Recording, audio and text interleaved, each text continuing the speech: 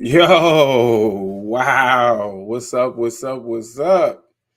This is the Collective Podcast, and this is episode 102, and it's Pinto Beans and such. And I know it's a wild title, but Rodney and I were some time ago talking through pinto beans because he mentioned that pinto beans were um, a staple in the black community, and not just a staple, but he compared them to, red beans from red beans and rice, and navy beans, and butter beans, and just he was just saying that pinto beans were a big staple in our culture. And he said that basically he said that I wasn't black if pinto beans were not a staple in my household. And I just told him, obviously I'm definitely black, but like that I thought that he was a little overzealous in his thoughts about exactly how much of the black families around the country were on pinto beans. And so we ran a poll on Facebook, and of course, he was dead wrong. But that's Rodney. He's generally dead wrong. And what else? Rodney doesn't show up on time and all of that. So, it's just one of those things. But anyway, I hope all is well with you guys. Just checking in. A lot to unpack, but I didn't actually plan on doing this alone. But Rodney is once again a no-show. I think I'm probably just going to change the format going forward and just make it the Collective Podcast with me. And then I will have featured guests on, because we've delayed too much. And then once again, I'm on here doing it alone. So it's just one of those things. But I want to play a little bit of Kayla's favorite song right now. It's called Only One by Jessie Reyes on her album, or on her project, Yessie. And it's wild how much she loves this song. And she actually sorry about that. And she actually does sing it. So that's wild too. So here, I'll play a little bit of it. Again, it's called Only One by Jessie Reyes.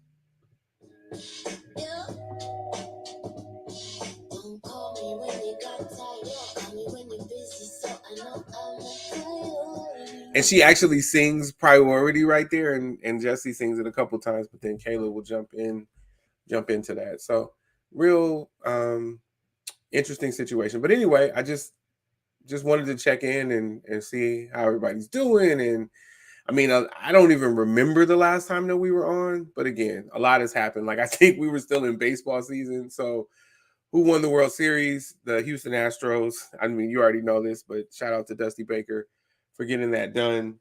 It's unfortunate that the Dodgers didn't get it done, but it's just one of those things. I guess maybe I'll talk a little bit about National Signing Day. Well, first of all, as you guys know, Deion Sanders. Yeah, let's talk about that a little bit.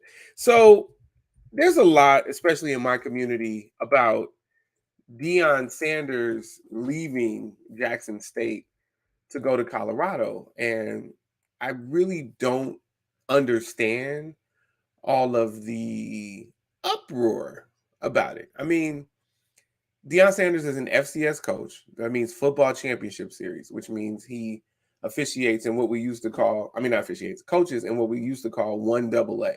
So you have 1AA, and then you have 1A. And 1A is now called FBS, or Football Bowl Series.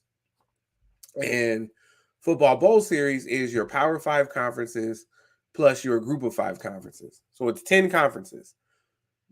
Basically, the Power 5 jobs are the cream of the crop. And then the Group of 5 are the next most appealing set of jobs. And then you have all of FCS, and you have different levels of appeal for those schools and those programs.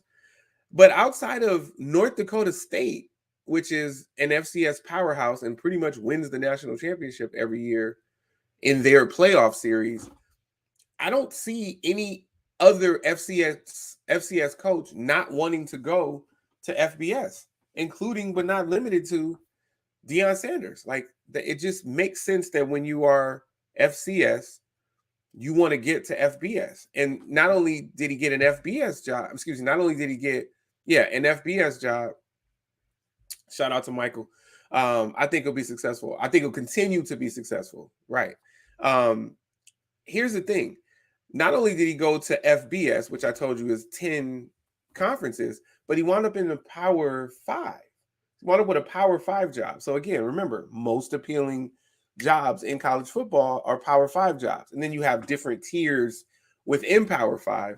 But your Power 5 conferences, Pac-12, which is where Deion went, SEC, ACC, Big 10, Big 12, just 5 conferences. He's in the Pac-12. Well, when you look at him in the Pac-12, he's the only black coach in the Pac-12. There were 3 this season. 2 of them were fired during the season. 2 of them were fired, and they were fired during the season. It was Carl Durrell at Colorado and Herm Edwards at Arizona State. Then David Shaw resigned from Stanford. So then you went to 0 black coaches. And then now you have Deion Sanders. And the last time I checked, it was, what is this number? I think it's 8%. 8% of the Division I coaches in the country, 8% of the Division I coaches, no, 8% of the FBS coaches are black.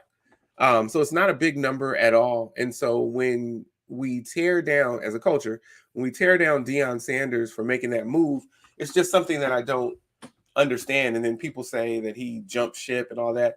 He made HBCU football better in the short stint that he was there. More big time recruits are going to HBCUs than ever now. He helped them get that nice TV contract with CBS. That doesn't just happen. And he was donating half of his salary to the school. And then people say, well, he's taking away jobs. No, he actually created more jobs because, again, there's more exposure for HBCUs. But then also people say, well, he left our black people behind. Well, yes, he is black. And most of his black college team members were black. But guess what? Black people play FBS football too, right? And black coaches coach FBS football too. So wouldn't you want to go higher on the ladder, go to a higher rung on the ladder and pull some people with you, lift other people up, become successful, create more opportunities for our people and others, but create more opportunities for our people? I mean, that's what makes sense to me. So I don't understand why he's being torn down. And then he's being accused of the crabs in a barrel mentality, but I'm seeing it as crabs in a barrel mentality from those that are berating him and belittling him for the move that he made. And so I don't understand it. And I wanted to talk through this, but this was kind of an impromptu scheduling of this podcast. This was what worked for Rodney's new schedule, and then he's not here. And we just decided on it last night. And so I didn't have a chance to advertise it, but I'm just going to do it myself from now on. So I'll be back at it next week, but I'll schedule it in advance so that people can have a chance to hop on. As far as now, so yeah, let's go to NFL. The last time that we talked, I don't even know if it was football season, but if it was, the 49ers looked pretty bad. And so the worst they were was 3-4. And then they've won 7 games in a row since then. So they're 10-4. They are the 3 seed in the NFC. They've won their division, and they're chasing Minnesota for the 2 seed. Philadelphia is out of reach for the 1 seed for us. Minnesota could potentially still catch them, but we're trying to catch Minnesota. Minnesota's 11-3, and Philadelphia is 13-1. So the Colts almost gave us a gift last Saturday, and with a 33-0 lead, but then they just withered away in the second half. So Minnesota won that game. Had the Colts held on, we would be the 2 seed right now because we have the tiebreaker with Minnesota, but that didn't work out. So number 3 seed, the Rams are terrible, so it's a good day. The Seahawks are decent.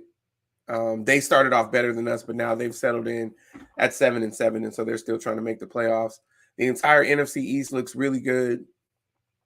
The AFC East did look good, but the Jets, and all of them are over 500, but the Jets or excuse me, 500 or better. But the Jets have lost now 3 in a row because they were 7-4. Now they're 7-7. So they're a little in peril. But the NFC East looks really good. And right now, all 4 teams are in the playoffs. Right now, the NFC East has all 3 wild card slots and the number 1 seed. That is subject to change. The 49ers play the Commanders on Christmas Eve. So the Commanders will have another loss, and so they'll probably drop out. And I think the Seahawks are the 8th seed, so they would probably move into 7 if they win. But we'll see what happens overall. And maybe not. Maybe that's not the case because I think they're, what are they, 7-6-1? So that would drop them to 7-7-1. Yeah, 7-7-1 versus the Seahawks being 8-7. So yeah, the Seahawks would jump them if that were to happen. But Philadelphia looks really good. Early on, they weren't battle tested. So the first time that they were tested, they lost. But that helped them with getting battle tested. So they've had some grinded out wins since then. So they look good. The 49ers, like I said, 7-game win streak. The first 4 of those, no points allowed in the second half. The 5th one, 7 points allowed in the second half. The 6th one, 7 points. And the 7th one, 10 points.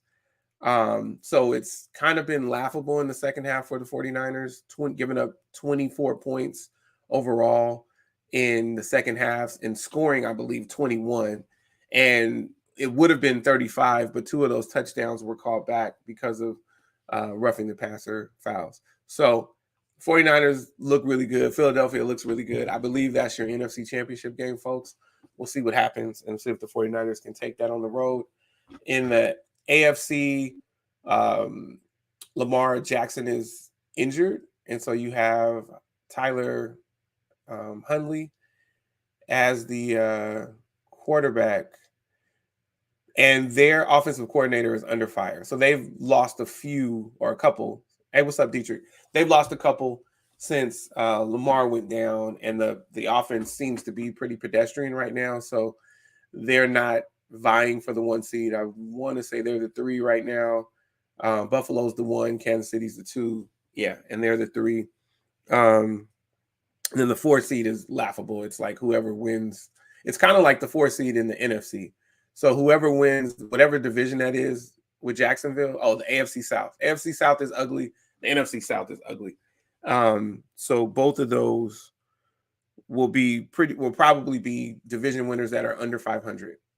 Detroit is coming on strong to try to push for a wild card slot, and Jacksonville is coming on strong to actually push for that division, the AFC South. So it's a mess. Since we last spoke, Frank Reich was fired as the Colts coach, and Jeff Saturday took over. Yes, that Jeff Saturday with no coaching experience. So he's the coach, and again, he was the coach of that squad that was up 33-0 and wound up losing 39-36. So it's just one of those things. I think I mentioned everybody of note. Cincinnati is in the mix also. Oh, Cincinnati. You know what? Let me look at that. No, wait. They're in the same division. So hold on. Let me check that because Cincinnati and Baltimore are together. And so I need to check that ranking because I might be wrong about that. One of them is the wild card. I'm not sure which one. I know I should have been prepared, but again, I thought I would have my partner. So sometimes you can, do something else while the other person is talking. So here, I'm going to look that up in a second. So yeah, one of them is the 5. One of them is the 3, and the other one is the 5. I just have to check it right now. It's loading. 1 second. I mean, you guys know this information, but you came to the podcast for a reason, right? Yeah. So the Bengals are 10-4 and the Ravens are 9-5. So yeah, it's the Bengals that are the 3 seed, and it's the Ravens that are the 5 seed with that first wild card slot. The Jaguars are 6-8, and so they're only 1 game behind the Titans, who just fell to 7-7. And the Titans started off strong too. They were 7-3 and have lost 4 in a row. The Colts were never good. They were 4-5 though. Now they've lost 4 in a row. So I don't know when the Jeff Saturday experiment ends. Maybe it's going to go through the end of the season. Excuse me. And like I said, the Jets have lost 3 in a row, and unfortunately, like they still have a tough schedule to go. Like they still have division games, and they're now 4th in the division.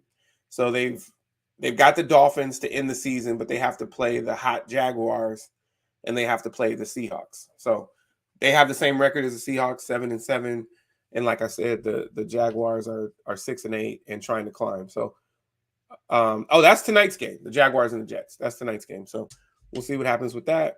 We'll all be watching. Very exciting. Christmas Eve is the major slate of games, and then you have a triple header on Christmas Day to battle that 5-game basketball slot. So there you go. All right. Baseball. Nah, we don't need to talk baseball. Basketball. So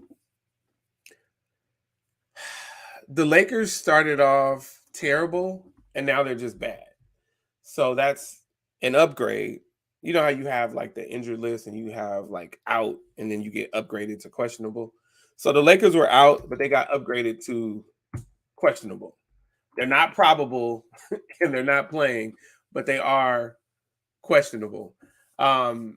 I've just not been a fan of this LeBron James era in Los Angeles. And, I'm on record as having said that. That was one of the points of contention for Mike when he was on the show. Basically the sole reason that he left the show twice because of my criticism of LeBron James. But look at the world today. This is what you have in the Western Conference.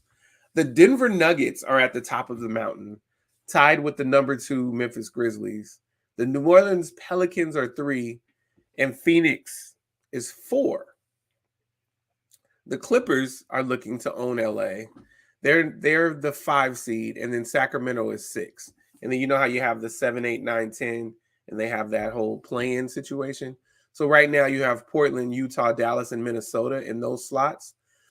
Golden State is 1.5 games out of that, and the Lakers are 2.5 games out of that. But if I had to choose between the two of them, and I don't, but if I had to choose between the two of them, it would definitely be Golden State. But it's looking like there will definitely be new blood in the playoffs and probably in the Western Conference mix.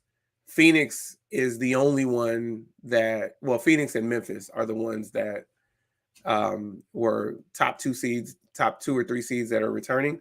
Excuse me. But like I said, Denver's at the top of the mountain.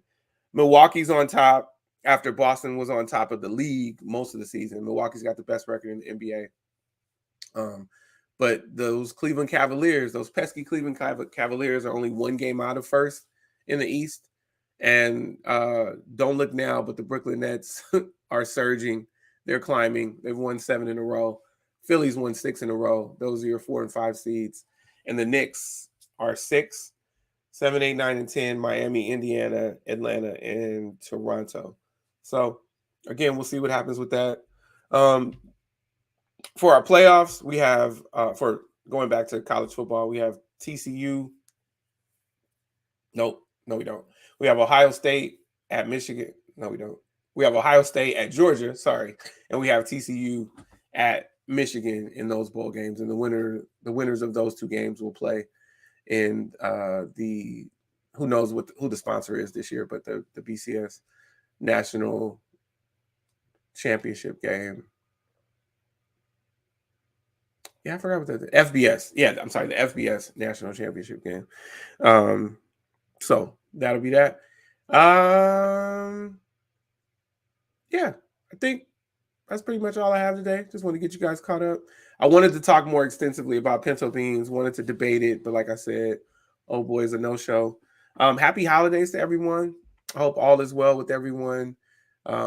This is crazy, me having a kid and her being 5. This is on-the-job training for me, and I know it is for everyone, but she's my first. So just seeing her grow every day. Excuse me. And I picked she and her sister up from their mom's house today and took them to school. And I just love spending time with my kid. I love seeing her. I love how she's developing. And so I'm just really blessed to be the father of Kayla Sky.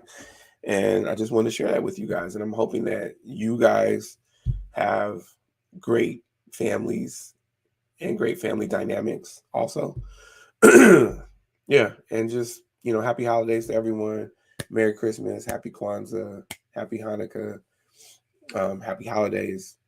If you don't celebrate any of those, or if I missed your holiday, sorry about that. For the rest of the day, I'm chilling.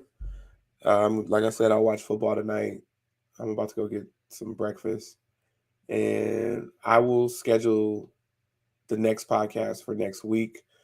And I'll probably put the topics out there in advance. We'll see how it goes. This is ever evolving, but now that I know that it's just me, I'll tweak it a bit, and we'll see what happens. And yeah, so we'll go out to Holy One by Jesse.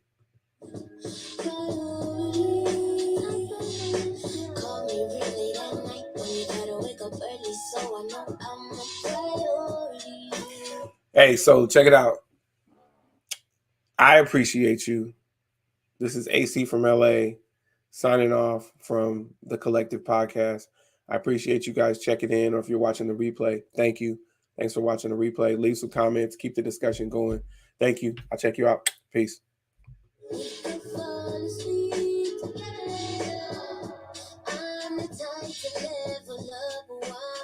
Put you on new music.